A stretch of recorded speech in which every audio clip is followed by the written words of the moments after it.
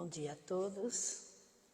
Hoje vamos ler o capítulo 64, O Tesouro Maior, do livro Caminho, Verdade e Vida, pelo Espírito Emmanuel, Psicografia de Chico Xavier. O tema do capítulo 64 é o Tesouro Maior. Nós sabemos que nós temos muitos tesouros na vida. E como foi falado na oração inicial, os nossos tesouros são importantes para nós nessa encarnação. Porque a nossa vida, a nossa família, o nosso trabalho, a nossa casa de oração, tudo isso são tesouros. A própria sociedade onde a gente está imersa é um tesouro. Porque para a gente construir um mundo melhor, nós precisamos cuidar desses tesouros. Então nós temos esses tesouros que são importantes sim. E que podem, conforme nós vamos elegendo os tesouros melhores, nos tornar a nossa vida mais alegre, mais saudável, mais fraterna, com algum significado para nós e para aqueles que estão ao nosso redor. Só que aqui, nesse capítulo, Emmanuel, ele pede para a gente fazer uma reflexão maior sobre o tesouro maior. Então, qual seria esse tesouro maior que ele fala, né? O que seria esse tesouro que é maior que todos esses que nós temos em nossa vida e que também são importantes? E para isso ele coloca um versículo de Lucas, capítulo 12, versículo 34. Porque onde estiver o vosso tesouro, ali estará também o vosso coração. Esse versículo aqui é uma síntese, é um resumo do que nós temos que tomar cuidado nessa vida e depois quando a gente for para a espiritualidade maior. Porque Jesus, ele faz uma afirmação, ele não está fazendo uma pergunta, é uma afirmativa. Ou seja, ele está nos falando também de uma lei divina. Por exemplo, eu não vou jogar o microfone, que senão a Fatinha me pega depois da preleção. Mas se eu tiver um objeto aqui e jogar, ele cai, né? Ele vai ficar voando por aí. Uma folha de papel, talvez ela até demore, mas todo objeto nosso vai para o centro, cai, por causa de uma lei que existe. Essa lei, ela existe e não independe do objeto, do papel, pensar ou não pensar, saber ou não saber. Essa lei atua sobre esse objeto. E uma vez que eu solto de uma altura, ele cai. Ele não fica voando por aí, levitando, né? Então, nós sabemos que existe a lei da gravidade. Essa lei aqui também é presente em nossa vida. Onde estiver o vosso tesouro, ali também estará o vosso coração. Essa lei divina, ela atua em nós. As nossas escolhas, o que nós priorizamos, damos mais importância, é onde nós vamos estar. Principalmente quando a gente passar para o mundo espiritual. Os filmes espíritas mostram muito essa realidade e a série de André Luiz também mostram essa realidade pós-desencarne, para onde nós nos dirigimos. Na série do André Luiz, que começa com o nosso lar, nós percebemos como essa lei atua, como nós somos atraídos magneticamente. É vibração, é como eu falei, é igual essa lei nossa aqui que nós temos. Aqui no mundo terreno, nós vamos para onde o nosso coração está o nosso tesouro. Então, o tesouro aqui é o que é importante para nós, o que é o tesouro maior. Então, vamos ler o que Emmanuel nos fala, né? Sobre esse versículo que, como eu falei, é a síntese da mensagem de Emmanuel.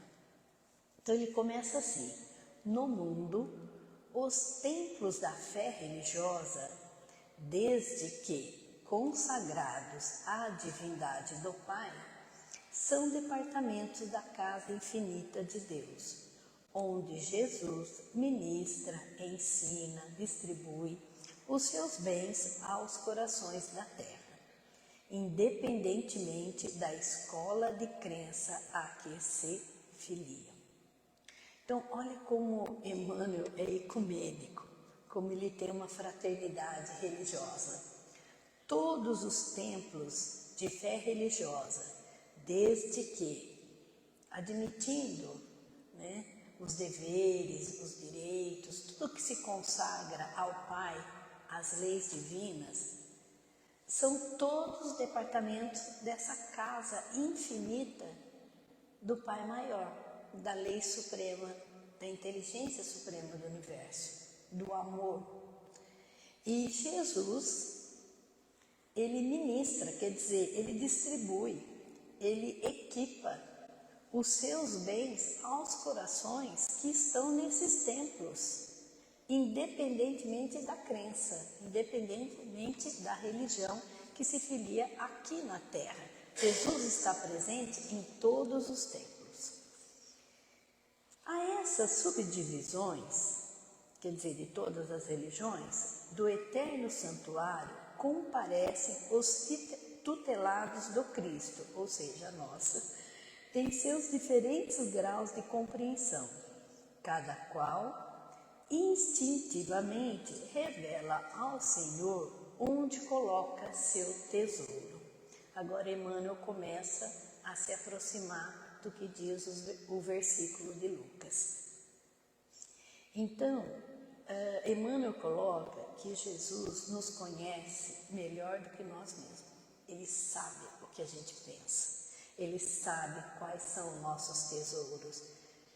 Então, Emmanuel continua: muitas vezes, por isso mesmo, nos recintos diversos de sua casa, dos templos, das escolas religiosas, Jesus recebe, quer dizer, ele escuta, sem resposta, as súplicas de inúmeros crentes de mentalidade infantil, contraditórias ou contraproducentes, quer dizer, pedidos que podem ser prejudicial a nós mesmos.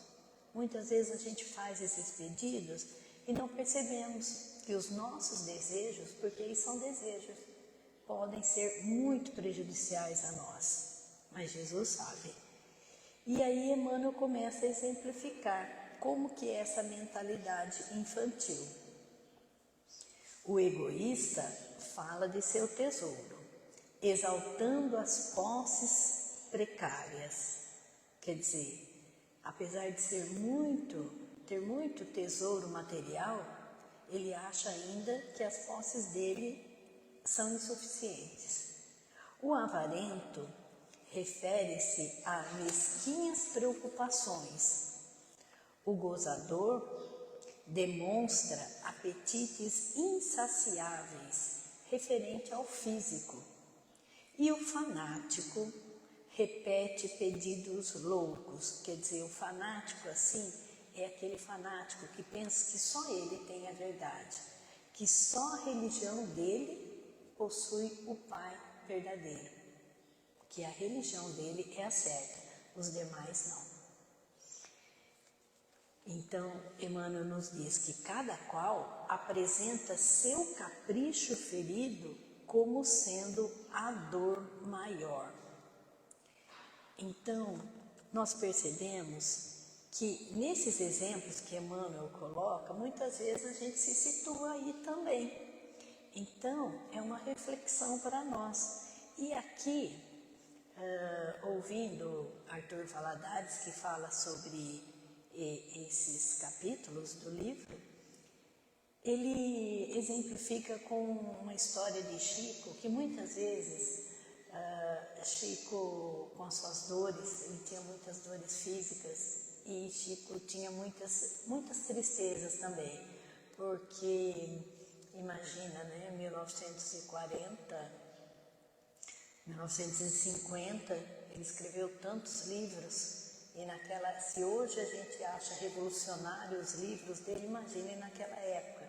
Então ele foi muito incompreendido e ele ficava muito triste, muito magoado.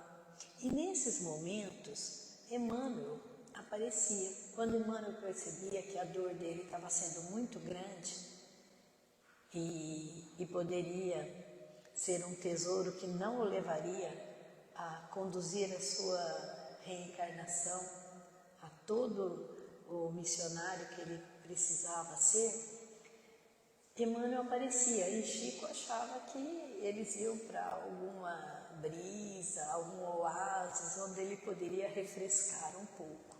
Mas Emmanuel levava para um bairro carente, onde tinha muitas mães com situações difíceis, muita pobreza, muita dificuldade, muita dor. E ali Chico, ele presenciando tudo isso, como é o Chico, ele iluminava. Ele distribuía carinho, distribuía esperanças, junto com Emmanuel, distribuía alegria. E iluminando, confortando essas pessoas, amparando, ele se iluminava. E voltava bem melhor para casa, porque o Chico começava a redimensionar a sua vida. Começava a refletir que, apesar de todos os problemas, não era tão difícil assim. O resgate daquele bairro que ele foi era muito pior. Então Chico criava forças e continuava a sua missão. E Emmanuel agora vem resumir tudo isso no último parágrafo, né? Que ele faz aquele resumo final. Cristo ouve-lhes as solicitações, quer dizer, as nossas solicitações, os filhos de Deus, nos variados templos da terra, e espera a oportunidade de dar-lhes a conhecer o tesouro imperecível. Então, Cristo ouve, Cristo escuta e espera a oportunidade. Por quê? Porque ele ouve em silêncio e sabe que essa erva tenra pede tempo destinado ao processo evolutivo e espera confiante, porquanto ele não prescinde, ele não dispensa da colaboração dos discípulos resolutos e sinceros para a extensão do divino apostolado. Então aqui, enquanto Jesus escuta, ouve e tem a esperança, mas a esperança a gente sabe que é algo verdadeiro. Então Cristo espera verdadeiramente, confia e acredita na nossa evolução. Enquanto Cristo ouve os nossos pedidos, acontece algo também. Nós que estamos fazendo os pedidos, nós começamos a nos ouvir. Nós começamos a ouvir o que nós estamos pedindo, o que nós estamos falando. E conforme a gente está no templo religioso, e esse templo vai nos orientando, vai nos ensinando, os nossos pedidos, eles começam a ficar mais claros para nós, se estamos sendo infantis ou não. E aí, se estamos colocando os nossos tesouros, né, no lugar certo, porque os nossos tesouros ficam no nosso coração, que é a nossa vida. E aí, Emmanuel fala, né? como ele diz que não prescinde, Jesus, ouvindo os nossos apelos, ouvindo as variadas preces, mesmo assim, mesmo em silêncio, o que ele faz?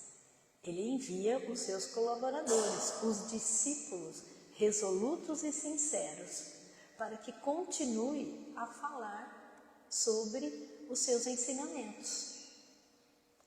E no momento adequado surgem esses ao seu influxo sublime, quer dizer, a luz sublime de Jesus, né, orienta, conforta, fortalece esses missionários. E a paisagem dos templos se modifica. Não são apenas crentes, esses discípulos resolutos, né? Que comparecem para a rogativa, são também trabalhadores decididos, que chegam para o trabalho, cheios de coragem, dispostos a morrer para que outros alcancem a vida. Exemplificam a renúncia e o desinteresse e revelam a vontade do Pai em si próprios. Então aqui nós percebemos que a atuação de Jesus é muito vigorosa em todos os templos, em todos os departamentos das escolas religiosas da terra. Jesus atua e atua nos seus missionários. Então, no nosso caso, e se a gente for pensar na história também, nós tivemos um Lutero, né, que revolucionou e fez com que a Bíblia estivesse ao alcance de todos e não mais no latim. Nós tivemos um Francisco de Assis, que voltou à pureza do cristianismo dentro da igreja. E no nosso caso, quantos que nós não tivemos? Chico mesmo, Chico Xavier, Bezerra de Menezes, nós tivemos a Ivone do Amaral Pereira, também, um excelente médico que deixou livros memoráveis, Divaldo, que atua ainda, e quantos que já passaram pela doutrina espírita. E foram esses discípulos vigorosos que fizeram o quê? Que impactam a nossa vida, que nos ajuda a que a gente repense quais são os nossos tesouros. E aí, Emmanuel fala que esses discípulos, esses trabalhadores decididos, cheios de coragem, eles ampliam no mundo a compreensão do tesouro maior. Quer dizer, e aí? Nós falamos de tesouro, né? Mas qual é esse tesouro maior? Porque o tema é o tesouro maior. Então, qual seria esse tesouro maior?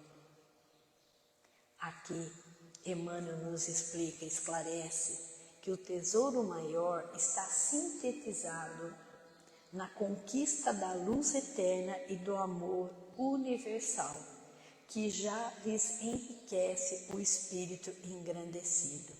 Então, esses missionários que a gente tem ao longo da história de todas as religiões e na nossa filosofia espírita, todos esses missionários, eles impactam a nossa vida, fazendo com que a gente reflita e repense nesse tesouro maior, que seria o que? Nós podemos dizer que seriam as duas asas que vão nos libertar, o amor e a sabedoria, né? Então, esse tesouro maior, a gente sempre fala, né? Na evangelização espírita, a gente sempre fala com os pequenos, com os jovens, que para eles voarem sempre, mas com as duas asas. As asas do amor, da fraternidade, do amor ativo, presente na nossa vida aqui, e também a sabedoria, que é o conhecimento. conhecimento das leis divinas. Porque, como eu falei, o conhecimento das leis faz com que a gente tome cuidado, né? Não dê uma trombada, não escorregue, não sofra inutilmente. Porque o sofrimento, como o Chico sempre falou, ele tem que ser algo que nos alerte, que nos mostre que essa rota não está certa, configurando rota, vamos mudar. Então, esse tesouro maior aqui que nós temos, nós precisamos cuidar dele com muito carinho, porque como Jesus fala, né?